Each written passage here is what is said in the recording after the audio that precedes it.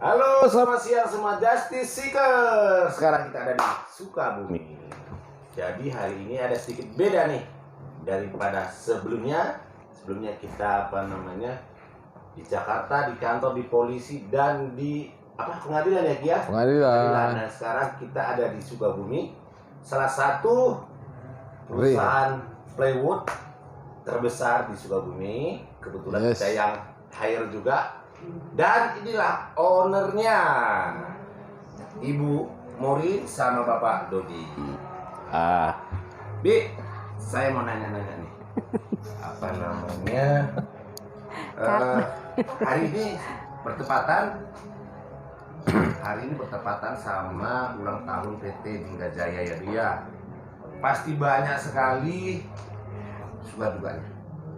Baik itu dari segi pendapatannya, terus karyawannya banyak macam-macamnya ya.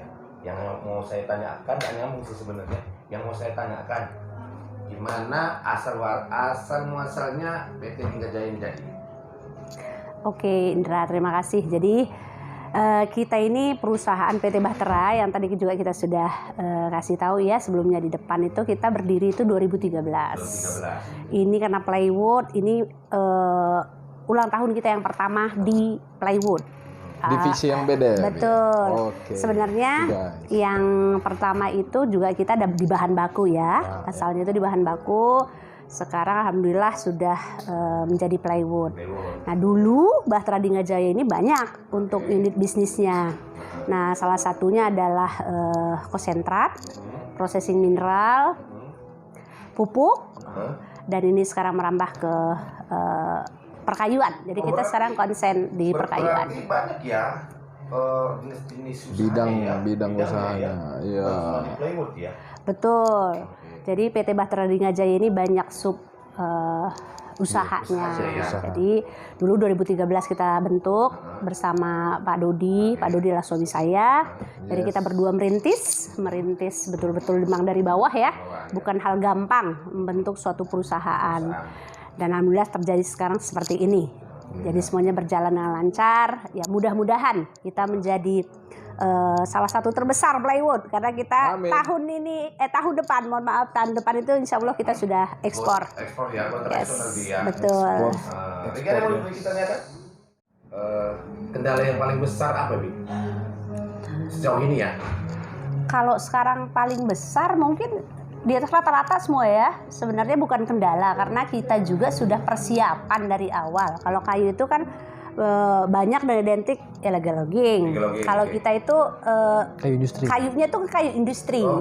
Kita hanya pakai itu jeng-jeng dan jabon. Memang pakai yang lain, tapi masih standarnya kayu industri.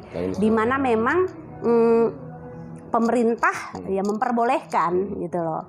Nah jadi untuk bahan baku dibilang masalah tidak, karena perusahaan kita juga punya kebun yang memang sudah kita siapkan. Jadi dibuat serapi mungkin ya, supaya kita juga ini untuk 5-10 tahun ke depan tetap masih bisa berdiri. Itu guys, jadi masalah illegal loggingnya tadi enggak, karena memang kayu yang digunakan itu adalah kayu industri gitu. Jadi semua aman dan punya kebunnya sendiri teman-teman. Iya. Gitu. Tebang tumbuh. Begitu ya. Iya. Bi, mungkin bisa dijelasin tadi usahanya apa aja Bi ke teman-teman semua? Sekarang sih kita konsennya ini karena kita perdagangan umum ya sebenarnya. Coba konsen sekarang di perkayuan. Jadi untuk semua yang memang membutuhkan namanya untuk konstruksi ya. Konstruksi. Untuk pengecoran jalan. Betul. Plywood ya Bi ya? Iya. Plywood. Untuk furniture kita plywood yang kita gunakan itu, yang kita jual itu tergantung kebutuhan. Jadi ada yang untuk furniture, ada yang untuk memang untuk pengecoran jalan atau untuk pembangunan rumah itu kita produksi. Makanya kita mau melakukan di tahun depan itu ekspor. Kita di situasi pandemi ini memang harus bangkit ya.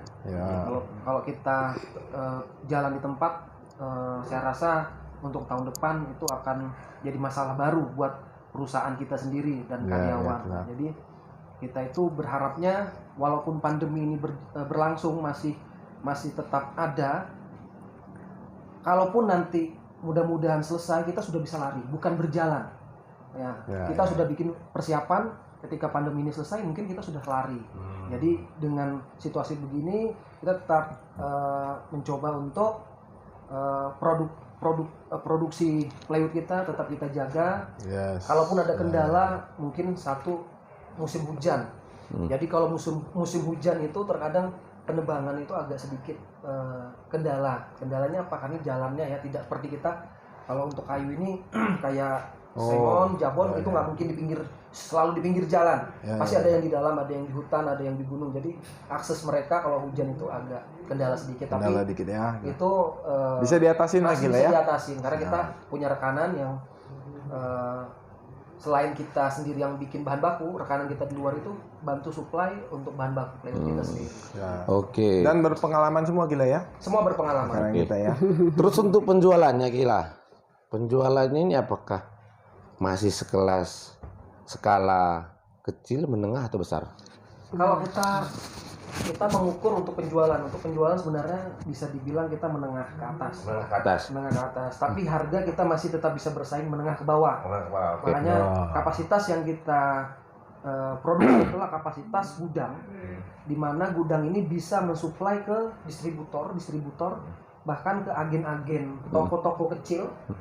Itu bisa langsung karena harga kita bersaing, karena kita pabrikasi, jadi kita harus tetap jaga konsisten harga supaya apa? Harga-harga pesaing kita yang di luar dari Sukabumi juga masih kita bisa handle lah untuk wilayahnya Jakarta. Oke Pak Dodi, masalah penjualannya, apakah penjualan kita ini masih skala bawah, menengah, atau sudah go internasional? Ya, jadi kalau untuk penjualan sebenarnya kita masuknya sudah kelas menengah ke atas. Menengah ke atas, oke. Dalam arti kenapa menengah ke atas, permintaan kita itu setiap harinya selalu harus kirim barang, keluar barang. Bahkan kita ada pending pengiriman sesuai jadwal. Jadi kalau untuk ekspansi ekspornya pun dari Korea, dari Cina, dari Yaman itu sudah mulai berdatangan ke pabrik Patra Dingga Jaya. Makanya kita mungkin tahun depan itu akan bikin progres gimana ekspor ini bisa berjalan dengan baik. Oke. Berarti sahabat Justice Sticker ternyata penjualan mereka ini udah mulai go internasional loh. Salah satu tadi katanya dari Yaman ya, Pak? Dari Yaman, dari luar negeri. Luar biasa nih. Penonton semua, jika sebuah perusahaan akan melakukan penjualan ekspor, artinya go internasional, pasti barangnya bermutu. Jadi penonton semua yang ada kebutuhan kayu, plywood khususnya, datang ke PT Dingga Jaya. Patra Dingga Jaya. Yang meramat Sukabumi ya pastinya. Ya, penonton semua ya. Oke. Terus masalah karyawannya berapa banyak jumlahnya nih? Jadi kalau untuk karyawan kita itu kita ini ada 3 pabrikasi. Di antaranya 2 pabrikasi bahan baku, dan 1 adalah assembling plywood. Jadi kalau kita total itu 200 lebih karyawan. Dan karyawan kita ini memang 70% perempuan, oke. Perempuan 30%-nya laki-laki. Gila, tadi aku duduk kan di acara kita itu. Aku dengar ada bisikan karyawan kita bilang, "Wah, saya senang katanya kerja di sini." Mereka bicara gitu kan. Emang Kila sama Bibi nge-treat karyawannya seperti apa sih, Kila, di PT ini? Kok bisa mereka senang banget kerja sih? Nah, makanya sesuai tema kita hari ini ya, sesuai tema ulang tahun Patra Dingga Jaya itu menuju lebih baik.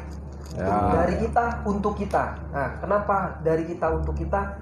Karena kita sebagai pengusaha sadar tanpa adanya partner lah, kita bilang karyawan ini partner kita, itu kalau tidak ada kesinambungan tidak akan berjalan.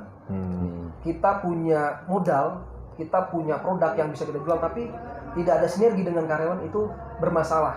Yang ujung-ujungnya tidak ada yang diuntungkan kedua belah pihak. Jadi kita meng-create karyawan kita, bagaimana mereka punya keluhan, punya masalah yang bisa mereka hadapi, selesaikan, dan bisa kita sharing bersama. Masalah itu bisa kita selesaikan. Nah, makanya dari sisi itu kita memperhatikan bagaimana karyawan ini apa yang kebutuhannya belum terpenuhi. Salah satu contoh, kita juga kerjasama dengan salah satu perusahaan di perumahan subsidi. Nah, kita juga menjembatani antara karyawan kami dengan perumahan yang dari perusahaan yang kerjasama dengan perusahaan kami. Jadi apa? Keuntungannya apa? Kita bisa memfasilitasi mereka yang tidak punya rumah, kita kasih fasilitas rumah tanpa ada DP, tanpa ada uang. Pantesan seneng banget jadi ya, mereka bisa dapat rumah tanpa harus mengeluarkan uang. Jadi gitu ya. Kita jaga mereka punya prestasi, kita kasih rewardnya. Jadi mereka sama-sama bersaing, itu bersaingnya prestasi, bukan bersaing yang tidak baik gitu. Jadi mereka berbagai divisi itu mereka punya target dan mereka punya reward gitu. Iya. Berarti kehadiran PT Bahtera Dingga Jaya itu sangat luar biasa ya. Luar biasa.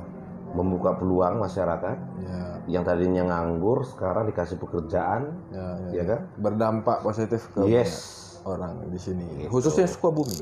Iya. Pertanyaan terakhir Kila sama Bibi, termasuk kita juga sebagai lawyernya PT Dingga Jaya, harapan kedepannya PT Dingga Jaya Bahtera ini apa Kila? Semakin ke depan, go internasional, dikenal seluruh dunia. Itu amin, doain ya. Jadi Justice Seeker sebelum nanti owner ataupun Bibi sama Kila mengenalkan profilnya, saya closing dulu ya.